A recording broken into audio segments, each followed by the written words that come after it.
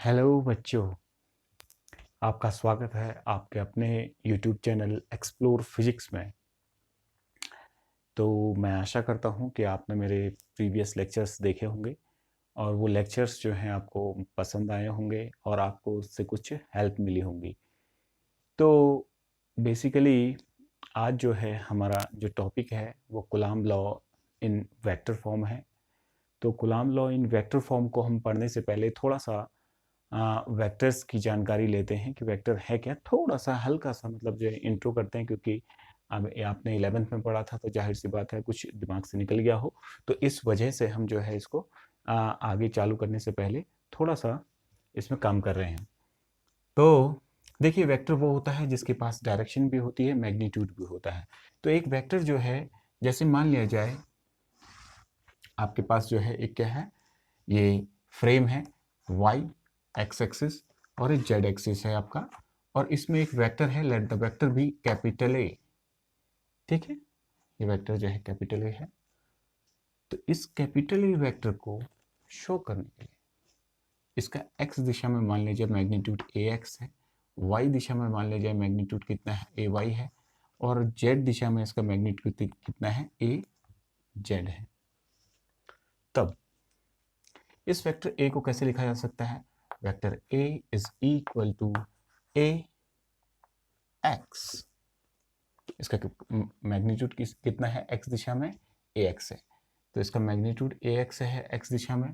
अब बार बार हम इसको ऐसे दिखाएंगे एक्स दिशा में है करके, तो आई कैप लगा देंगे तो इससे हमें पता चल जाएगा कि ये मैग्नीट्यूड है एक्स दिशा में।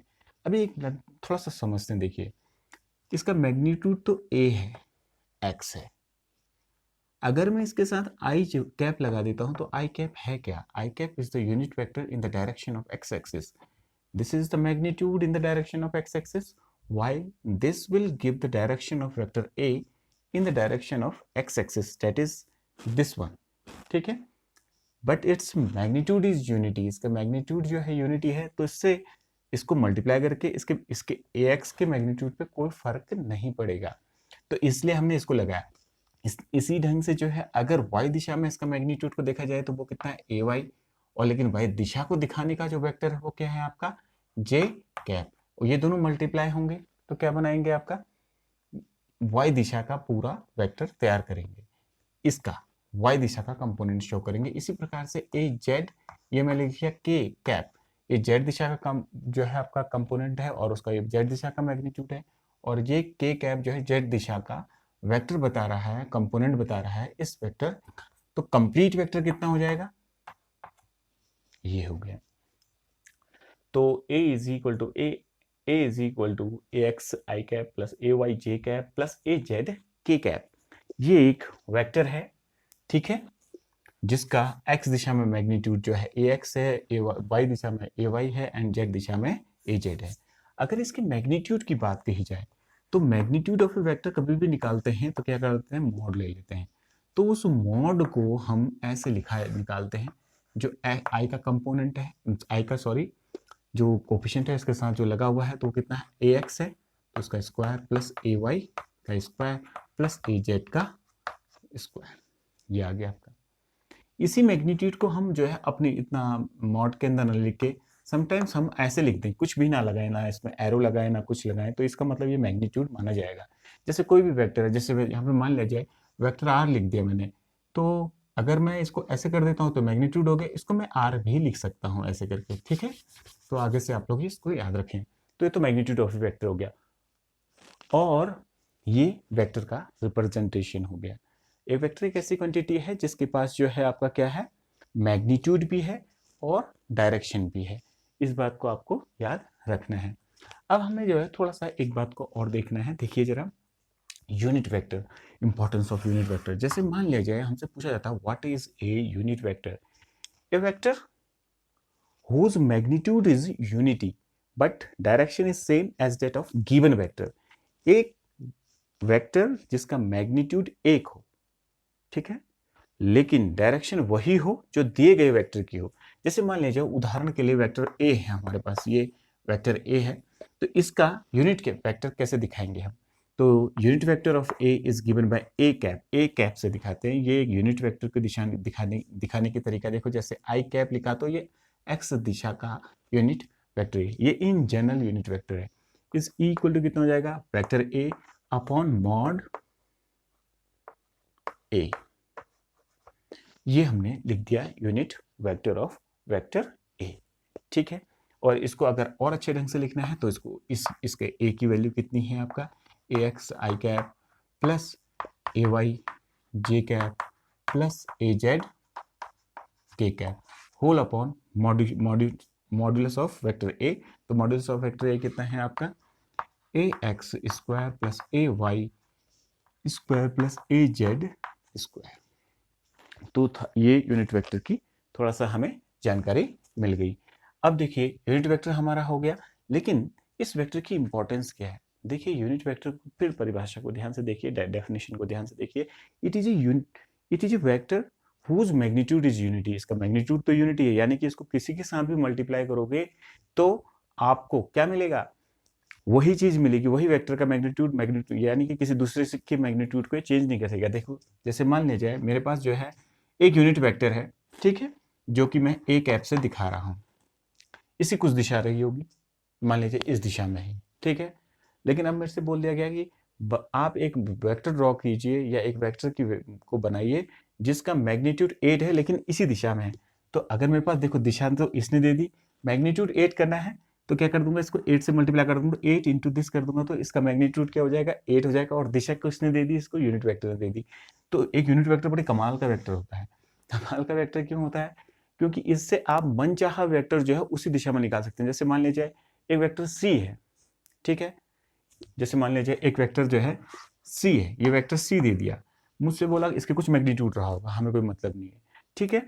मुझसे कहा गया कि आप एक वेक्टर डी ड्रॉ कीजिए इसी दिशा में, डी बनाइए, लेकिन उसका मैग्नीट्यूड जो है यह 8 टाइम्स इस दिशा में होना चाहिए, लेकिन मैग्नीट्यूड जो है 8 टाइम्स होना चाहिए या 10 टाइम्स होना चाहिए, ठीक है। तो अब कैसे करेंगे, तो इस वेक्टर की दिशा, इस वेक्टर की मदद से हम क्या ले लेंगे, ये गिवन वेक्टर है तो इस वेक्टर के क्या ले लेंगे, हम यूनिट वेक्टर ले लेंगे। तो दिशा तो मिल गई। अब मैग्नीट्यूड कितना बनाना था, हमें 10 बनाना था, तो हमने क्या लिख दिया 10 सी क्या, तो ये वेक्टर क्या हो गया आपका, वेक्टर डी हो गया। तो कितना जबरदस्त बात का पता चल रहा है, देख रहे हैं हम। तो इस ढंग से हमें यूनिट वेक्टर की यहाँ पे जानकारी प्राप्त होगी, क्योंकि यूनिट वेक्टर बहुत ही इंपॉर्टेंट वेक्टर होता है जो दिशा को बताता है और बिना मैग्नीट्यूड चेंज किए हुए, ये बहुत ही इंपॉर्टेंट बात है। तो अब दूसरी बात हम पढ़ते हैं इसमें। देखिए दूसरी बात क्या है, उस चीज को अगर आप ध्यान से देखें तो क्या निकलता है आपका, उस चीज को देखते हैं। सबसे पहले पोजीशन वेक्टर को थोड़ा सा देखते हैं। देखिए ये एक रेफरेंस फ्रेम है। रेफरेंस फ्रेम कहने का मतलब एक ऐसा फ्रेम जो आपको किसी पार्टिकल की पोजीशन या उसकी वेलोसिटी या उसका मोमेंटम या उसका force, whatever be the things, whatever be the physical quantity attached with this that particle can be analyzed by this frame of reference। ये reference देता है आपको। तो इसमें क्या होता है, ये आपका क्या है, ओरिजिन है, जहाँ से आप सारे, ये रेफरेंस पॉइंट है जहाँ से आप सारी चीज़ों के बारे में बताते हैं। मान लीजिए एक पार्टिकल यहाँ पे है, आप इसका पोजीशन वेक्टर दिखाना चाहते हैं, तो पोजीशन वेक्टर अगर सिंपल भाषा में कहा जाए तो एक ऐसा वेक्टर जो किसी चीज़ की पोजीशन को दिखाता है। अब मान लीजिए आप मेरी पोजीशन को दिखाना चाहते हैं, आप वहाँ बैठे हुए हैं, क्लास में बैठे हुए हैं और बताना चाहते हैं कि सर, अपने दूसरे बच्चे को बता रहे हैं कि सर वहाँ खड़े हैं, तो आप कैसे दिखाओगे, आपका हाथ ऐसे होगा ना, एरो। तो अगर ये पार्टिकल यहाँ पे है और आप ये पॉइंट ऑफ रेफरेंस है, यहाँ पे हम लोग बैठे हुए हैं, मैं और आप बैठे हुए हैं, तो मैं आपको कैसे दिखाऊंगा, इस पार्टिकल को ऐसे करके दिखाऊंगा। और जाहिर सी बात है मेरा एरो कहाँ की साइड होगा, इस दिशा में होगा। और इसको किससे दिखाएंगे, आर से, ठीक है। अगर इसके कोऑर्डिनेट एक्स वाई और जेड हैं, यानी कि इस वेक्टर का, इस पोजीशन वेक्टर का एक्स दिशा में जो है, एक्स डायरेक्शन में जो है एक्स मैग्नीट्यूड है, वाई डायरेक्शन में वाई मैग्नीट्यूड है, जेड डायरेक्शन में जेड मैग्नीट्यूड, तो ये पोजीशन वेक्टर कैसा लिखा जा सकता है, देखिए जरा, एक्स आई कैप, इसका मैग्नीट्यूड एक्स की दिशा, plus Y J cap plus Z K cap. तो ये था पोजीशन वेक्टर के बारे में जानकारी। अब हम अपने टॉपिक में आ जाते हैं जो कि मेन बात है, ठीक है। तो कुलाम लॉ इन वेक्टर, तो वेक्टर फॉर्म, ठीक है। तो कुलाम law, Coulomb's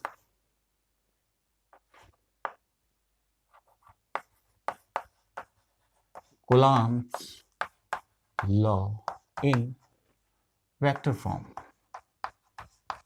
Vector form. Coulomb law in vector form.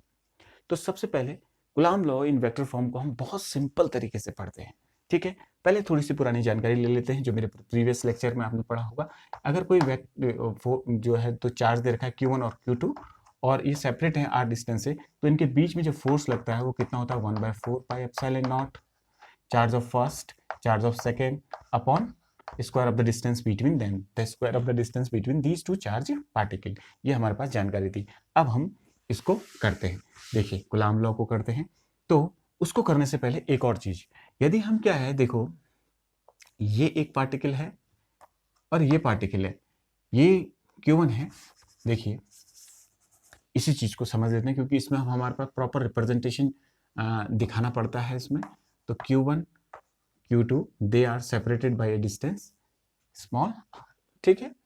One is your charge Q1 and the one is your charge Q2 and these two charges are separated by a distance r distance पे। तो अब देखिए ये दोनों positive charge हैं, कोई charge नहीं दिया तो इट मीन्स ये पॉजिटिव होंगे, ऐसा मैंने बताया था। तो ये पॉजिटिव चार्जेस हैं, तो पॉजिटिव चार्जेस आपस में क्या करते हैं, रिपेल करते हैं। पहली प्रॉपर्टी है चार्ज की। तो ये इसको रिपेल कर रहा होगा, ये इसको रिपेल कर रहा होगा। और ये क्या ऐसा फोर्स होता है भाई, कैसा फोर्स होता है, ये सेंट्रलाइज फोर्स होता है। कैसा फोर्स होता है इलेक्ट्रोस्टैटिक फोर्स, एक सेंट्रलाइज फोर्स है। यानी कि इसके सेंटर से इसके सेंटर की ओर जो मिलाने वाली लाइन है उसके अलोंग ही ये फोर्स लाई करेगा। ये नहीं कि आप मनमर्जी से इधर उधर कर दें, क्योंकि इसी के अलोंग ये क्या करता है, लाई करता है। यही आपका क्या है, इसकी एक बहुत अच्छी मतलब जो है प्रॉपर्टी थी, किसकी, कुलाम्ब फोर्स की, ठीक है। आपको याद रखनी है ये बात। अब ध्यान से हम आगे बढ़ते हैं, देखिए जरा। तो ये इस पे फोर्स लगा रहा होगा, तो मैं कह रहा हूं पहले वाले चार्ज यानी Q1 ने Q2 पे कितना फोर्स लगाया होगा, तो हम उसको लिखते हैं F21, द फोर्स ऑन 2। इसको बोलते हैं force on Q2, that is 2, ठीक है। Q2 बाई Q1 ने कितना है, तो F21 is equal to 1/4 pi epsilon naught. ये हो गया charge of 1 that is Q1, charge of 2 that is Q2 upon distance between them r²। ये तो मैंने मैग्नीट्यूड निकाला, लेकिन मुझे वेक्टर नोटेशन लिखना है। तो देखते हैं, ये इस पे फोर्स जो लगा रहा है तो कैसे लगाएगा भाई, लाइन जॉइनिंग इसी लाइन के अलोंग में लगेगा, तो इसको रिपेल करेगा, ऐसे उधर की साइड धक्का देगा, उधर की साइड धक्का देगा। तो ये इसने इसको धक्का दिया इस साइड की ओर, और वो फोर्स किससे दिखाया जा रहा है, देखिए जरा, F21। तो ये कितना हो जाएगा, F21। ये हो गया आपका। अब उसकी दिशा निकालेंगे, क्योंकि देखो मैग्नीट्यूड तो मैंने लिख दिया। अगर मैं यहाँ पे कोई वेक्टर लिख देता हूँ, जैसे मान लीजिए मैंने r वेक्टर लिख दिया, अगर तो ये वेक्टर होगा भाई। जैसे मान लीजिए मैंने यहाँ पे वेक्टर r लिख दिया जो इसकी दिशा को दिखा रहा है, लेकिन इसका जब ये वेक्टर इस पर्टिकुलर स्केलर से मल्टीप्लाई होगा, यानी कि इसके मैग्नीट्यूड से मल्टीप्लाई होगा, तो रिजल्टेंट मैग्नीट्यूड कुछ और हो जाएगा। तो रिजल्टेंट मैग्नीट्यूड कुछ और हो जाएगा, तो ये तो हम तो भाई F21 थोड़ा निकाल रहे होंगे, फिर कुछ और निकाल देंगे। इसलिए हमें यहाँ पे एक ऐसा वेक्टर मल्टीप्लाई करना है जो इससे मल्टीप्लाई तो हो, ठीक है, लेकिन इसके मैग्नीट्यूड को फर्क ना, कोई चेंज ना करे और दिशा दे दे। लेकिन तो ऐसा वेक्टर तो एक ही है जिसको हम क्या बोलते हैं, यूनिट वेक्टर। तो उसको हमने क्या कर दिया, r कैप से निकाल दिया। लेकिन इस यूनिट वेक्टर की एक दिशा होगी। अब वो होगी क्या, देखिए जरा, ये कहां से कहां की ओर लग रहा है फोर्स, देखो, और ये दोनों ही हैं, इन दोनों के अनुसार ही फोर्स को दिखाना है। तो ये कहां से कहां की ओर देखो, 1 से 2 की ओर लग रहा है, तो कहां की ओर, 1 to 2। हो गया कि नहीं हो गया, समझ में आ रही बात है। तो ये यूनिट वेक्टर हो गया। अब इसका मैग्नीट्यूड तो 1 है, लेकिन दिशा इसने इस वेक्टर की दे दी। इसी प्रकार से F12 उसको क्या बोलेंगे, the force on 1/2, the force on charge Q1 by charge Q2। कितना होगा भाई, ये पहला हो गया, ये दूसरा देखो, ये इक्वेशन 1 कर लेते हैं हम इसको।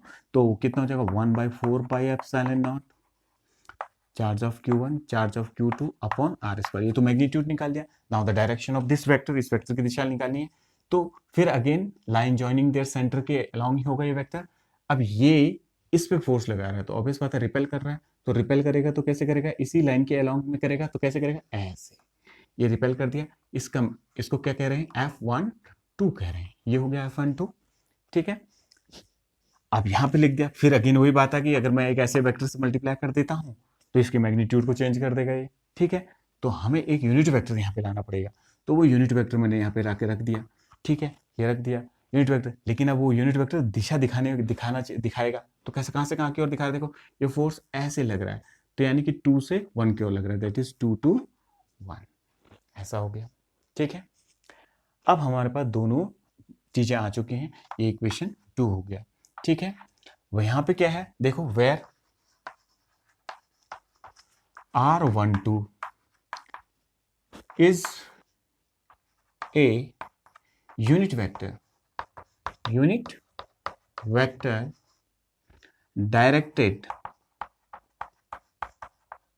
directed from Q1 to charge Q2, Q1 से Q2 की, और वो कहाँ पर R21 क्या होगा बेटा, R21 क्या होगा, directed from Q2 to Q1, वो एक यूनिट वेक्टर है, कहाँ से कहाँ के, Q2 से Q1, मैंने थोड़ा शॉर्ट कर दिया उसको, बाकी लाइन ऊपर लिखी हुई है देखिए। तो ये आगे आपका समझ में आ रही बात है। अब एक बहुत महत्वपूर्ण बात इसमें देखनी, देखो जरा, अगर हम R12 देखें, R12 जो है कैसा है, 1 से 2 की ओर ऐसा है, इसकी दिशा को दिखा रहा है। R21 कैसा है बेटा, देखिए जरा ध्यान से, R21 2 to 1 है, इस दिशा में है, ठीक है, कैप R12 कैप और R21 दोनों इक्वल है, क्योंकि इसका भी मैग्नीट्यूड यूनिटी है, इसका भी मैग्नीट्यूड यूनिटी है, यानी कि इन दोनों को यदि मैं लिखना चाहूँ तो ऐसा लिख सकता हूँ, R21 cap is equal to magnitude wise R12, लेकिन मैंने इनके ऊपर कैप लगा दिया, तो इनको इक्वल ऐसे नहीं लिख सकता मैं, क्यों, because one is in this direction, another one is your in this direction, so R21 उस अपोजिट साइन को दिखाने के लिए, अपोजिट डायरेक्शन को दिखाने के लिए कैसा है, नेगेटिव दिशा में, देखो वो पॉजिटिव दिशा में है, R21 किस दिशा में है, पॉजिटिव दिशा, 21 डायरेक्ट R, देखो R21 वो इस दिशा में है और R12 क्या है, इस दिशा में, तो यानी कि एक वेक्टर अगर इस दिशा को पॉजिटिव ले तो वो दिशा नेगेटिव हो जाएगी, अगर वो दिशा पॉजिटिव ले तो ये दिशा नेगेटिव हो जाएगी, समझ में आ रही बात है। तो ये ऐसा नजर आ रहा है। अब इसको जरा ध्यान से देखें, R21 को यहाँ पे रख दिया जाए, यदि यहाँ पे रख दिया जाए, देखो F12 ये मैंने रख दिया, इसमें रख रहा हूँ R21 को, इसमें रख रहा हूँ, देखो 1/4 पाई एप्सिलॉन नॉट, ठीक है, कितना है, charge of Q1 charge of Q2 upon R square, ये आ गया।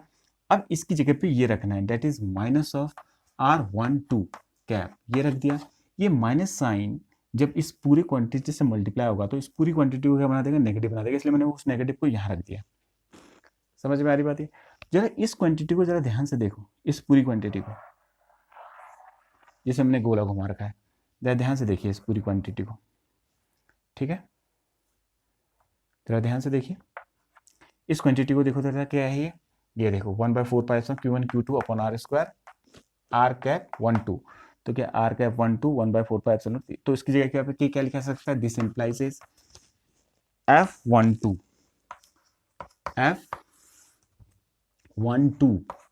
इज इक्वल टू कितना, माइनस ये पूरा क्या है F21 है, दैट इज F21। तो यहां से क्या पता चला, ये कूलॉम लॉ का रिप्रेजेंटेशन भी आ गया, और इससे एक बात ये भी पता चली हमें कि ये फोर्स इक्वल भी है और अपोजिट भी है। Negative sign indicate here that F12 is equal to F is opposite in direction of F21, सब किस दिशा में है, अपोजिट दिशा में है दोनों। तो ये वेक्टर फॉर्म बहुत ही सिंपल फॉर्म थी आपकी इसकी, कूलॉम की, ठीक है। अगर ये इस फॉर्म में लिखना बड़ा इजी होता है किसी भी बच्चे को, आप इसको देख सकते हैं, बड़ी आसानी से आप इसको लिख सकते हैं, तो इसको इस फॉर्म में लिखना तो बहुत ही इजी होता है बेटा, लेकिन समटाइम्स इसको पोजीशन वेक्टर में भी पढ़ना पड़ता है। तो अब हम पढ़ रहे हैं Coulomb law, Coulomb's law in terms of their position vector, position vectors, ये टॉपिक कर रहे हैं हम। तो अब हम फ्रेम बनाएंगे यहाँ पे। तो एक्स वाई का एक फ्रेम तैयार कर रहा हूं मैं आपके सामने, देखिए जरा ये, ठीक है। एक चार्ज ये ले लिया और एक चार्ज ये ले लिया, ठीक है। ये किस पोजीशन पे है मान लीजिए, R1 पोजीशन वेक्टर है इसका। ये Q1 चार्ज था और ये Q2 चार्ज है, और इसका पोजीशन वेक्टर जो है R2 है, ठीक है। एक का R1 एक का R2, और इन दोनों की ये लाइन को बना लेते हैं, ठीक है। देखते हैं, द फोर्स ऑन 1/2 निकालते हैं। द फोर्स ऑन 1/2, ठीक है, ये हो गया, ठीक है। वो कितना हो जाएगा, magnitude of 1 that is 1/4 pi epsilon naught, charge of 1 that is Q1, charge of 2 that is Q2 upon distance. Distance ये है डिस्टेंस। तो इसकी सबसे पहले दिशा देखते हैं। तो डिस्टेंस को लिखने से पहले थोड़ा दिशा का ध्यान देते हैं। देखो, अगर ये इस पे फोर्स, ये सेंटर है, देखो लाइन जॉइनिंग पे सेंटर, ये लाइन है आपकी, ठीक है। तो इसके अलावा होगा, ये रिपेल करेंगे, ये भी पॉजिटिव, ये भी पॉजिटिव, ये रिपेल करेगा, तो ये इस दिशा में रिपेल करेगा। देखिए जरा, ये इस दिशा में क्या करेगा, रिपेल करेगा। ये रिपेल करेगा नहीं करेगा। और ये क्या है आपका, F कितना है, 1 2, ये आ गया। तो यहां से यहां की ओर कर रहा है, तो जाहिर सी बात है इसका पोजीशन वेक्टर कैसा होगा। अगर यहां से इसकी पोजीशन को देखा जाए तो इसका पोजीशन वेक्टर कैसा होगा, देखो जरा, R 2 to 1 2 to 1, ये पोजीशन वेक्टर। देखो एरो बना रखा है, कैप नहीं लगा रखा है।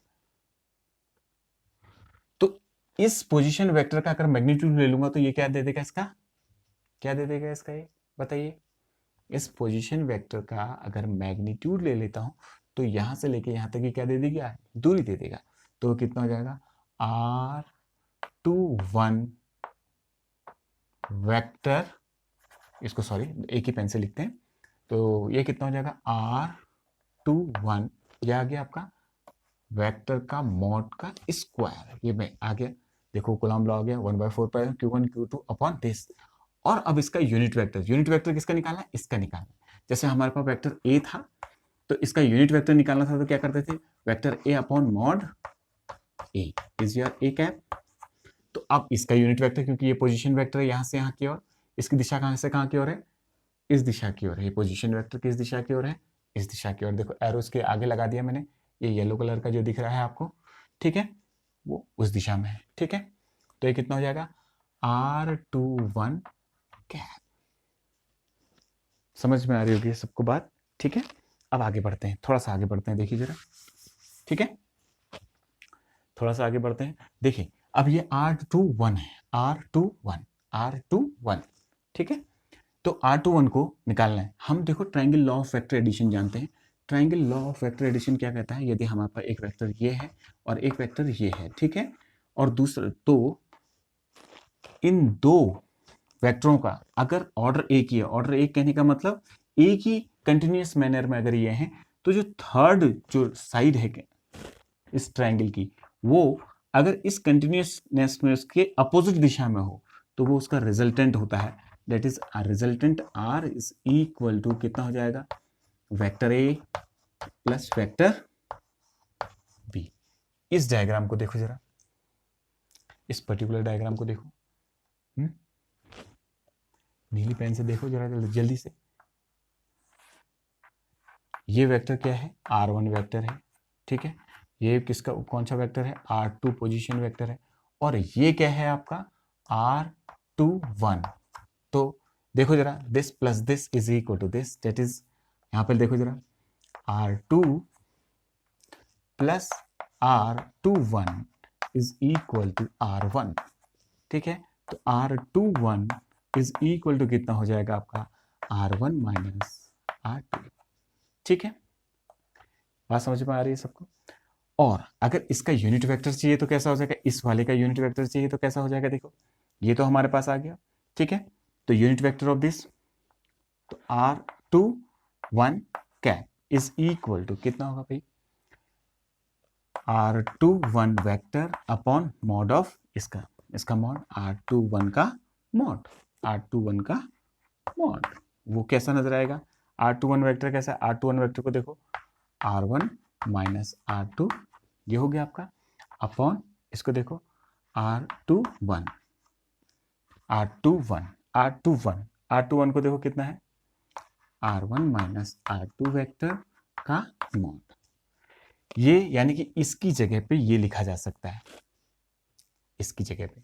तो therefore this can be represented as, that is F12 is equal to 1 by 4 pi epsilon naught charge of 1 charge of 2 upon, देखो R21 कितना है? ये है।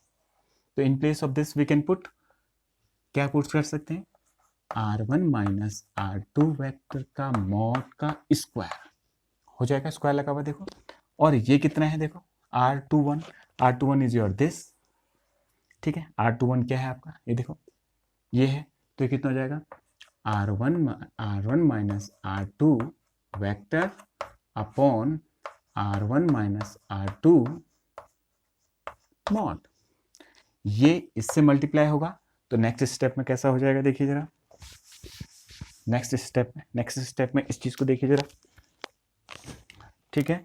इसको F12 इज इक्वल टू कितना हो गया? 1 by 4 pi epsilon naught, ठीक है, Q1 Q2 upon this into this, ये क्यू स्क्वायर, ये क्यूब हो जाएगा, देखो स्क्वायर इंटू दिस वन कितना हो जाएगा? कितना हो जाएगा? R1 minus R2 cube into R1 minus R2 vector, ठीक है। This is the representation of Coulomb law in term of position vector। ये पहले F12 निकाल दिया हमने, ये किसका टर्म है?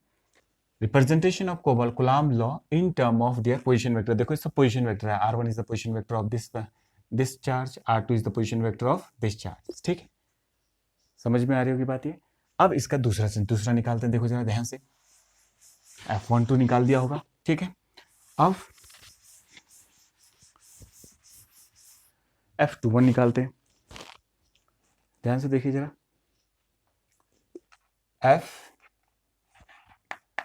F21 द फोर्स ऑन 2 पे 1 के द्वारा, तो किस दिशा में होगा? इस दिशा में F21। इसका पोजीशन वेक्टर क्या होगा? देखो R कहां से? 1 से 2 की ओर होगा, 1 to 2, ठीक है। ये इसका पोजीशन वेक्टर होगा, इसकी दिशा ये है। तो कितना हो जाएगा? 1 by 4 pi epsilon naught Q1 Q2 upon कितना? R12 का स्क्वायर इंटू R12 कैप, ये आ गया। अब इसको देखो, R12 को इसी में निकाल देते हैं, डायरेक्ट फटाफट निकाल देते हैं। R21 is equal to 1 by 4 pi epsilon naught Q1 Q2 upon R12 देखो जरा, यहाँ देखो, इससे निकालते हैं R12, कैसे निकलेगा? अब देखो इस वाले ट्रायंगल को ध्यान से देखना। ये क्या है आपका? R1 है, ये R2 है, ठीक है। और ये अब ये ऐसा हो गया, देखो R12 इज योर दिस, ठीक है। R12 चाहिए दिस प्लस दिस, देखो ये तो ऐसा है, ये ऐसा है, this plus this is equal to this होगा आपका। तो ये कितना होगा? ये वाला, ये कितना होगा? This minus this, that is R2 minus R1 का स्क्वायर, ठीक है। ऐसा हो जाएगा इनटू, इसको थोड़ा सा मिटा दे रहा हूं देखो मैं, ठीक है। इनटू कितना हो जाएगा? यहाँ पे देखिए ये यूनिट वेक्टर है R12, ठीक है, कैप। अब फिर देखते हैं F21 is equal to 1 by 4 pi epsilon naught, ठीक है, Q1 Q2 अपॉन कितना हो जाएगा? R1 माइनस R2, ठीक है। ये स्क्वायर है, ठीक है। अभी करते हैं, देखो इसका वेक्टर रखेंगे, कितना हो जाएगा? R1 माइनस 2 कितना था? R2 माइनस R1 वेक्टर था, और उसका यूनिट वेक्टर निकाल रहे हैं हम, तो कितना हो जाएगा? R2 minus R1 mod. ये इससे मल्टीप्लाई होगा तो इसको क्या बना देगा? क्यूब। तो अनदर एक्सप्रेशन कितना हो जाएगा? ये क्यूब का हो जाएगा। अब आप एक मोटी सी बात दिमाग में रखेंगे, वो क्या रखेंगे? देखिए जरा ध्यान से, वो क्या रखेंगे? जब भी यहाँ पे F12 लिखा हो, कैसे मान लीजिए, हटाओ, अगर दोनों चार्ज पॉजिटिव हो, अगर पॉजिटिव हो, रिपल्शन हो रहा हो, F12 लिखा हो, तो आप क्या लिखेंगे? 1 by 4 pi epsilon naught, फटाफट लिखेंगे यहाँ पे Q1 Q2, फिर लिखेंगे तो 1 2 लिखा है तो आप R1 माइनस R2 कर देंगे, ठीक है, और इसका क्यूब कर देंगे और R1 माइनस R2 वेक्टर, ठीक है, ये आ जाएगा, ठीक है। और अगर आपको RF21 निकालना है, 1 2 है देखो, तो 1 माइनस 2, ठीक है। तो जब पॉजिटिव हो दोनों चार्ज हैं तो 4 pi epsilon naught Q1 Q2 upon up to 1 that is R2 minus R1 cube into R2 minus R1, ये आ गया। तो आज हमने Coulomb law in vector form पढ़ा, ठीक है, and Coulomb law in term of position vectors पढ़ा हमने। तो इसके बाद हम जो है आपका प्रिंसिपल ऑफ सुपरपोजिशन कल नेक्स्ट क्लास में करेंगे। तो आप सभी लोग इसको ध्यान से पढ़िए। बाकी जो है जो बचे हुए टॉपिक्स हैं उनको करेंगे एंड देन उसके बाद न्यूमेरिकल्स करेंगे इसमें, क्योंकि न्यूमेरिकल्स ही जो है हमें इसमें जो है सोचने की ताकत देते हैं, यानी कि लॉजिकल ब्रेन को हमारे डेवलप करते हैं। तो आप लोग इसमें बने रहिए। तो आज के लिए इतना ही, थैंक यू।